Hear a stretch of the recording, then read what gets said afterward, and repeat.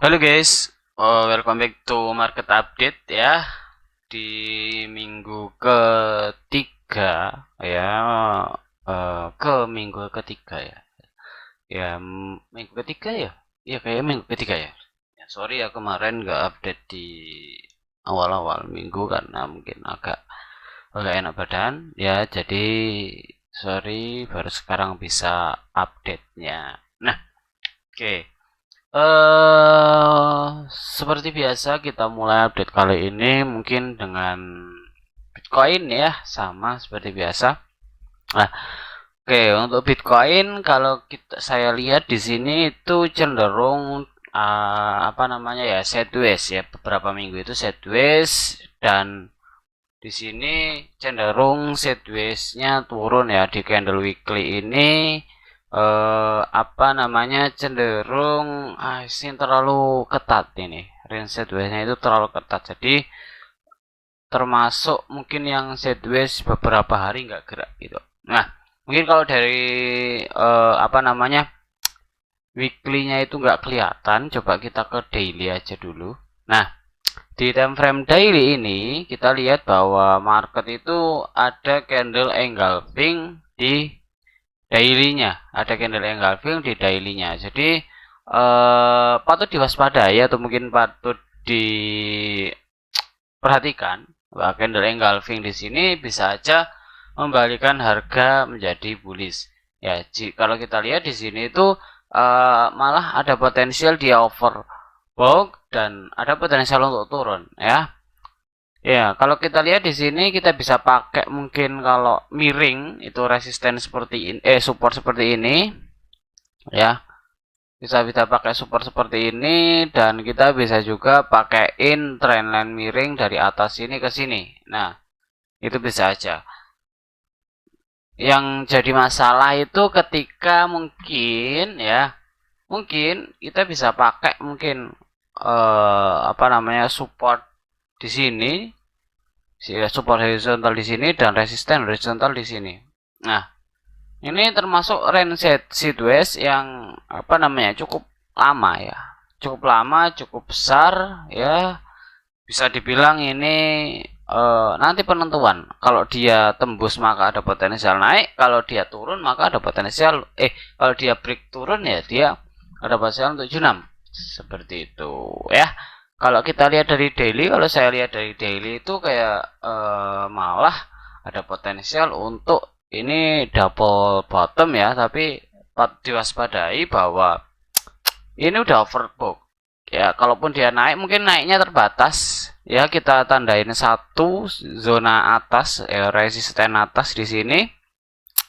Kita tandain resisten atas di sini, nanti kita checklist ya, kita pantau apa kalau di situ kita bisa pantau reaksinya gimana, atau mungkin langsung ada open sell di situ, itu bisa aja ya kalau agresif aja. Nah, kalau dia nanti sampai tembus di sini, maka kita punya opsi lagi yang terdekat yaitu di 70-an ribu. Ya, level psikologis kalau kita time frame ke 4 jam, 70-an ribu adalah level, ada demand kecil ya di sini. Nah, di 4 jam itu ada demand kecil ya. Tadi di sini ya tepatnya di close di daily dan open di daily-nya. Nah, kita bisa apa namanya ya, ekspektasi kalau dia tembus di sini maka ada potensial ke situ ya. Tapi yang jadi pertanyaan, apakah dia akan tembus? Ya, seperti itulah yang membingungkan. Saya pun juga bingung. Kalau dia break tembus, berhasil tembus 67, mungkin bisa break 68, maka market ada cenderung apa namanya ya, bullish. Nah, yang jadi masalah itu ketika dia udah break neckline ya, ini apa namanya, supply ini itu kayak potensial untuk membalikan harga. Jadi mungkin kita bisa panggil ini ya seperti ini ya. Nah, kalau dia double bottom ya, nanti dia neckline-nya itu ada di sini, neckline-nya ya, neckline-nya itu ada di sini. Nah, neckline ini berfungsi sebagai mungkin pijakan ya.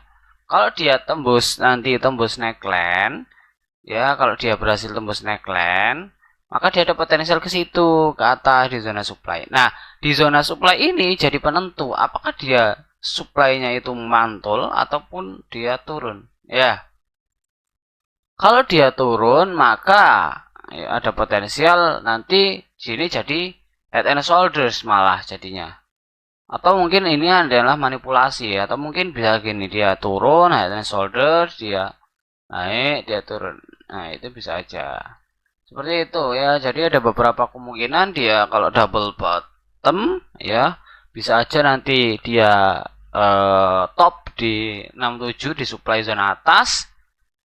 Dan kalau dia berhasil tembus mungkin bisa klaim level 68, maka ada potensial dia ke 70. Seperti itu. Jadi syarat level ini harus diklaim dulu, di break di atasnya, baru kita bisa ekspektasi market akan ke 70-an. Seperti itu. Nah, selama dia nanti belum terbreak, maka ada potensial market itu akan cenderung kalau saya lihat mantul di posisi di level 67, karena level 67 ini kayak level liquidity yang cukup besar ya. Kita lihat di mungkin di liquidation aja ya, di liquidation heatmap ya. Nah, di liquidation heatmap di sini ya, kita lihat mungkin di 65 juga besar, di bawah juga besar, 64. Ini per berapa? 24 jam. Kalau kita ganti per 1 bulan ya, kita ganti per 1 bulan bahwa kita lihat di level 65 ya, tadi adalah level yang cukup besar dan cukup besar. Gantilah. Ini ada emang level standar itu. Nah, di sini ya. Di sini ada 67, ada level liquidity yang cukup agresif ya. Kalian lihat di sini liquidity ya di 67 cukup besar di sini. Ini ada level kunci ya. Level key level market akan bullish atau bearish. Kalau dia sampai tembus di sini, tembus, maka dia ada potensial nanti menuju ke 75, 70, 75. Ya, tapi kalau dia ketahan di sini, maka ya liquidasi bawah yang masih fresh itu akan ambil dulu untuk ngisi bahan bakar itulah. Seperti itu ya, teman-teman. Semoga paham. Ya, kalau kita lihat di sini ya, 67 ini yaitu ada level key level market, key level Bitcoin ya. Ini adalah neckline-nya. Kalau neckline ini ketembus, maka ada potensial menuju ke 67. Kalau 67 ketembus, maka ada potensial ke 70-an atas. Ya, kalau nanti di 67 belum ketembus, ekspektasi adalah dia double top. Ya, dia double top di sini. Nah, kalau sampai dia double top, maka market akan turun. Ya, turun sampai mana? Kita ke 4 jam ya, ada 4 jam itu di sini ada order block dan fair value gap yang mungkin bisa aja dijemput oleh harga seperti itu. Nah, jadi mungkin ini ada range ya, level untuk per minggu ini, weekly ini kita bisa ekspektasi market itu ada mungkin dua hal ya. Ini udah mau break, ini mau break ke atas. Nah, kalau kita lihat di sini cenderung market itu ada potensial untuk naik kuat ya, karena di sini engulfing dengan stokastik yang bullish banget ya, tapi ada potensial rawan double top di sini atas ya di 67 ya. Kalaupun dia nanti tembus ya berarti bullish seperti itu. Kalau dia mantul ya wajar, karena mungkin di sini ada potensi untuk double top, dan di sini adalah key level yang sangat susah untuk ditembus. Kalau ditembus maka dia berhasil menjadi bullish. Kalau dia nggak ditembus maka dia akan tetap ada potensial untuk bearish. Seperti itu ya untuk Bitcoin ya. Paham ya? Jadi key levelnya ada di 67. Neckline saat ini ada di 65. Dan zona bawah itu ada di 58 dan zona atas ada di 70 sampai 75. Seperti itu ya, teman-teman. Kalian bisa lihat di sini. Nah, seperti ini untuk gambaran dari Bitcoin. Oke, satu mungkin bisa pahami. Satu, saya kasih waktu 5 detik ya. 1, 2, 3, 4, 5. Oke, next ya. Next ke USDT dominance ya, kita urut ke USDT dominance.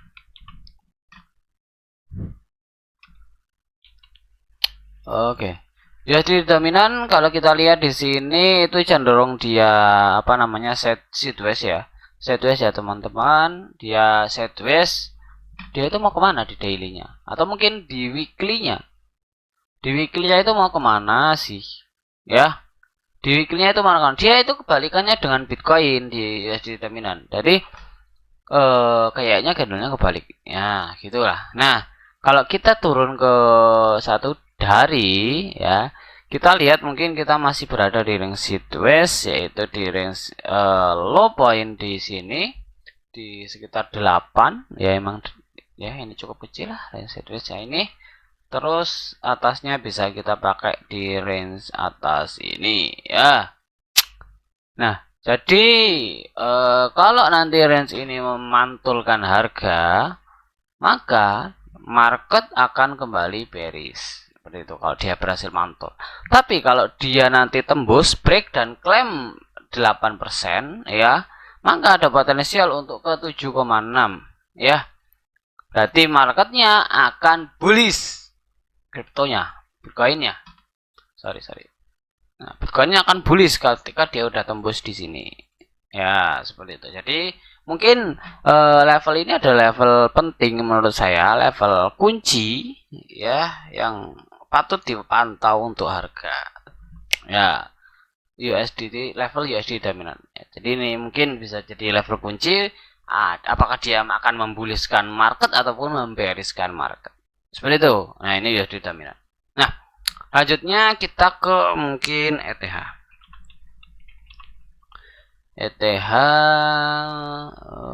Oke, ETH ya sama dengan Bitcoin ya, ETH ya. Kalau kita lihat mungkin ETH. Nah, kita lihat ETH di sini itu apa namanya ya? Kita memiliki yang namanya ada potential triangle. Ya, sama dengan Bitcoin tadi ada potential triangle. Dia udah break, bedanya dia udah break. Nah, break ini nanti targetnya kemana ya? Kita di sini ada zona, mungkin zona supply. Ada beberapa, ada 2 ya di sini, yang terdekat dan yang agak jauh. Nah, mungkin market ada potensial nanti ke situ, ataupun dia kalau berhasil klaim biasa potensial ke situ.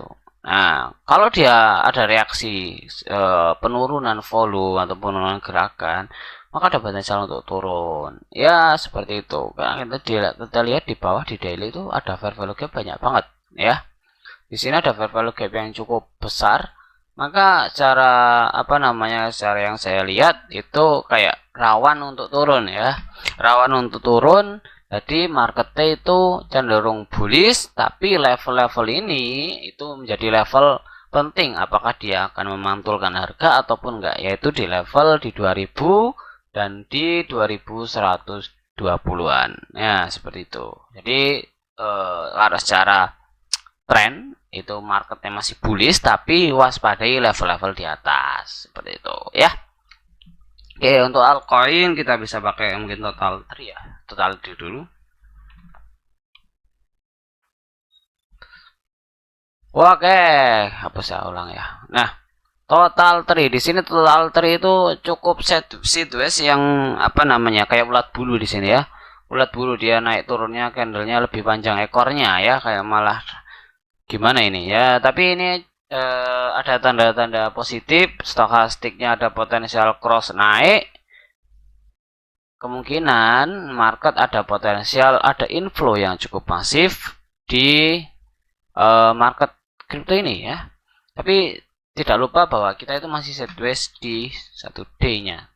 Nah, sideways-nya itu masih akan berlanjut sampai ke range area di sini ya. Ini adalah range area untuk minggu ini ya. Kita turun ke 4 jam ya, tadi udah apa namanya ya, udah ada tanda-tanda mau bullish. Kita lihat dia sideways ya, jadi emang tadi ada potensial bullish kalau sampai mana, kalau dia tembus level high di sini ya.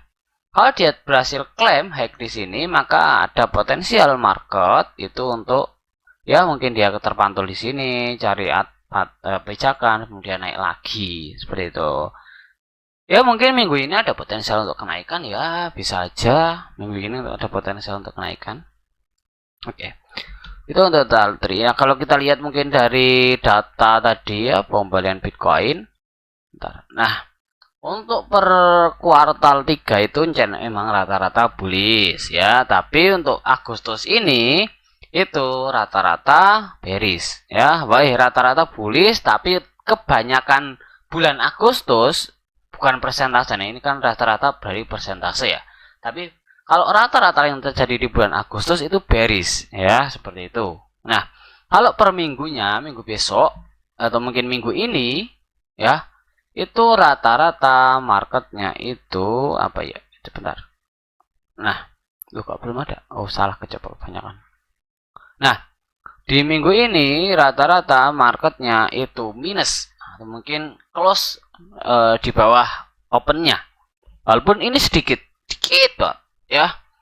Ini kebanyakan walaupun ada yang bullish ya, banyak 1 2 3 4 5 6 dan mungkin ini ya bisa aja menjadi bullish. Patut ditandai bahwa mungkin market ada potensial untuk Agustus ini, minggu ke-33 ini ada potensial untuk market cenderung bullish. Kalau enggak nanti turun, tiba-tiba ada news turun, nah itu beda lagi ya. Kalau secara histori rata-rata yang terjadi itu bearish, tapi rata-rata persentase itu bullish, seperti itu ya. Semoga ya bullish ya. Oke, untuk dari itu aja mungkin dulu. Bentar, sebelum kita ke gold, kita lihat ETF-nya dulu. ETF. Nah, kalau kita lihat di ETF tadi ada inflow dari Bitcoin sekitar 189 juta. Kemarin juga ada inflow. Kalau kita lihat mungkin dari Ethereum ada inflow nggak? Ada inflow juga. Solana ada inflow juga. Nggak ada ya. Solana nggak ada. Hyperliquid, sorry. Hyperliquid ya 0. Jadi kesimpulannya dari Bitcoin dan Ethereum itu ada inflow. Jadi kemungkinan market cenderung positifnya kuat. Ya, cenderung positifnya kuat. Tapi tetap tadi ada level-level yang patut diwaspadai atau mungkin yang menjadi potensial untuk topnya. Karena struktur dalam jangka panjang itu masih cenderung bearish. Seperti itu. Oke, itu untuk market kripto. Nah, kalau kita lihat mungkin bisa ke gold ya. Tadi sempat ada setup di gold ya. Nah, gila. Kita tadi berhasil ambil setup di sini ya, di bottomnya. Tapi ya nggak expect kalau dia apa namanya ya bisa running sampai situ ya. Nggak expect saya. Wow, gila. Nah, kita hapus saja. Ganti aja, nggak apa-apa lah. Efek jam. Nah, kita lihat di sini aja. Oke, guys. Nah, di sini kita lihat mungkin per candle weekly ya. Tapi sebenarnya kalau candle weekly XAU itu agak apa namanya lah, bingung ya saya. Ya, mungkin kita bisa tandain orange ini. Ya, di sini udah overbought ya. Di sini ada range apa namanya supply ya. Harga saat ini itu termasuk di range supply. Kita turun ke satu hari. Di satu hari ini ada order block. Di sini kita mendapati sebuah order block. Nah, oke, berarti kita ada di dalam supply zone dan di dalam ada order block. Oke. Nah, kita ke 4 jam. Sorry. Tar dulu. Nah, di daily ini itu cenderung untuk turun ya, teman-teman. Kalau kita mungkin tarik Fibonacci dari atas ke bawah, itu kita mendapati level golden ratio atau mungkin level tengah sebentar ya. Nah, di level 0,5618 ya di area order block itu. Jadi waspadailah market saat ini ya. Oke, mati ke 8. Nah, jadi ada potensial nanti ya, entah itu mantul di ini atau mungkin di golden ratio atau mungkin di 78. Kalau saya lihat ya antara di area ini dan di level atas. Nah, ini di dua level ini ada level bagi saya itu penting. Ya, di level 786 dan di level area ini. Ya, itu. Ya, walaupun di sini kan trennya udah mungkin tertembus lah, trennya bisa tertembus. Sorry, mungkin trennya di sini udah tertembus lah atau apalah ya, udah tembus lah, tapi untuk strukturnya itu masih bearish ya, jadi mungkin ada potensial untuk penurunan lebih lanjut seperti itu. Jangan nggak jauh-jauh ya, di sini aja. Nah, retest manja. Oke, kita turun ke 4 jam.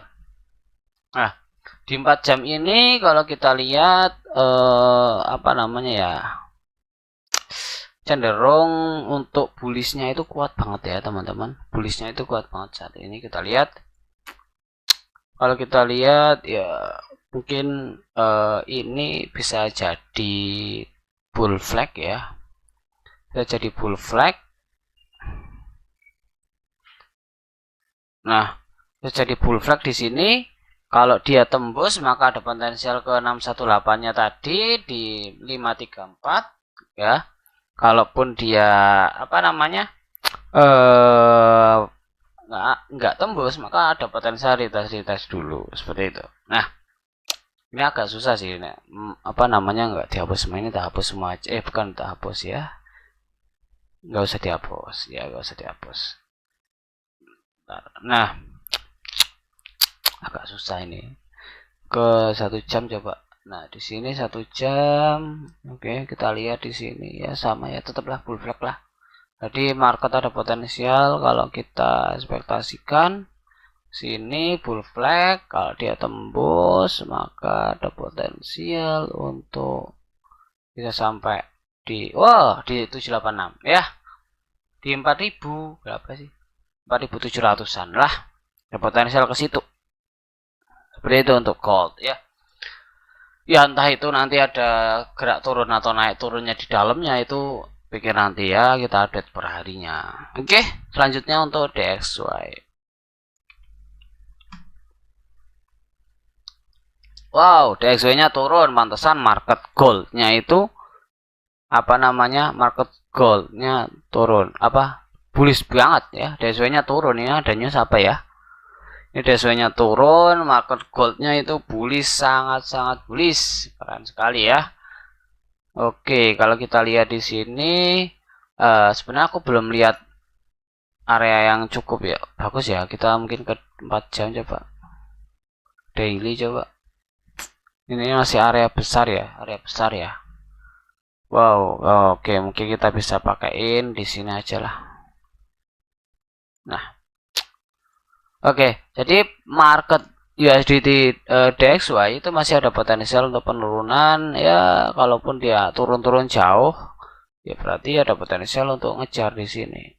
Nah, ini adalah level-level penting. Kalau dia ada apa namanya, ada penurunan lebih lanjut seperti itu. Jadi untuk DXY cenderung akan lebih turun, gold akan naik ya. Sama, ini kebalikannya dari gold ya. Wah, tetap hati-hati, di sini ada order block. Kalaupun dia retest naik maka ada potensial ya, apa namanya ya, retest dulu, gold koreksi, DSW naik, atau mungkin DSW-nya apa namanya, naik dulu sebelum dia turun lebih dalam. Seperti itu ya. Oke, kita ke Bitcoin dominan. Kita lupa Bitcoin dominan ya, aku lupa sih.